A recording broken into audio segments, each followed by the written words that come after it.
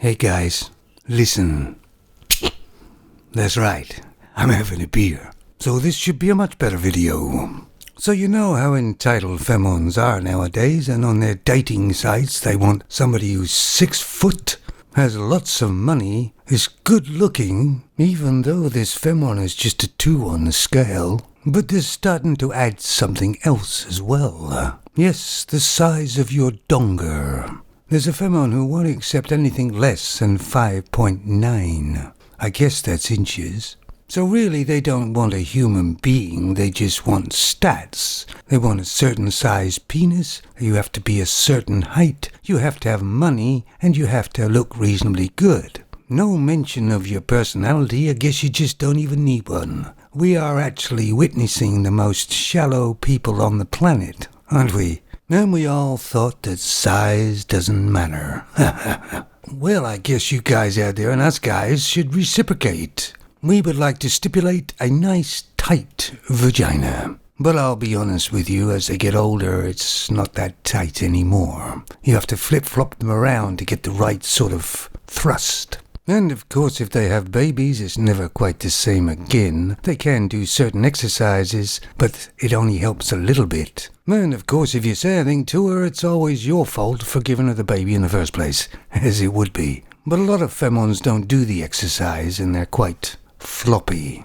And of course, over time, it stands to reason it's like a piston in an engine. After a few rotations, or quite a few, it gets a bit floppy. You get piston slap.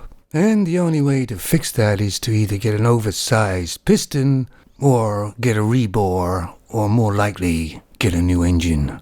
And when you see these 40-year-old femons saying, "I've still got it and look at me," I bet you any money they're burning a lot of oil.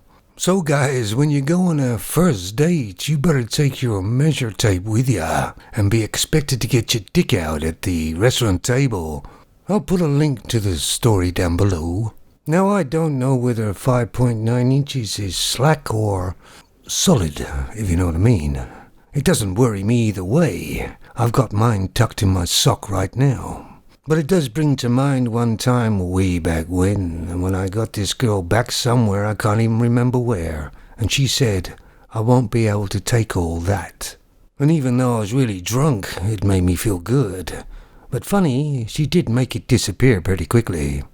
And I just thought of something, there's a sort of a dating game on TV or something, and all these guys look kind of similar, and then it comes to the end sort of bit, and all the men walk up to this sort of long table and whip their dongers out on it, and this table's all measured out and everything, and who's ever got the biggest one wins, and gets the overweight femon in the corner. You see, the thing is, femons are so shallow and materialistic, they think all men want is just a body. When in actual fact, real men are looking for a partner in life, with a goddamn personality. And I guess we're shit out of luck in the modern world. You take it easy, guys, and don't worry. They have things that you can buy to enlarge your penis. It's called a goddamn Dyson. Wait.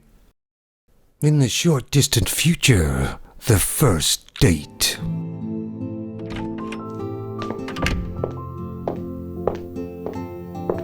Is your name Brad? Yes, it is. Is your name Chlamydia? That's right.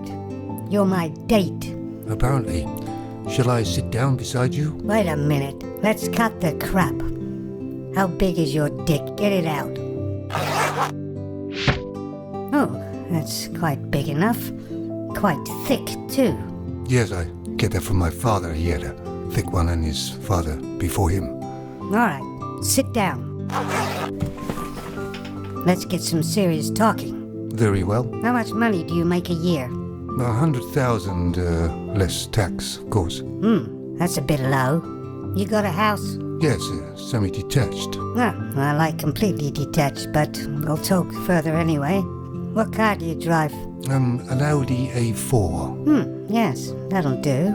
Is there any chance of you getting promotion and more money? Yes, I'm working for this company ever since I left school, so they're going to put me through and bring me on up, if you know what I mean. All right, you've passed a lot of the tests right now. You can buy me a drink and a meal. Then when I go to the powder room, you can sling $100 into my purse. because I'm so gorgeous, and then pay for a cab home for me. And then you can wish and pray that I will phone you again. Oh, thank you for giving me the chance. Don't get cocky. Speaking of cocky, right, just before we order food, I'd like to look at your penis again. Oh, right, of course.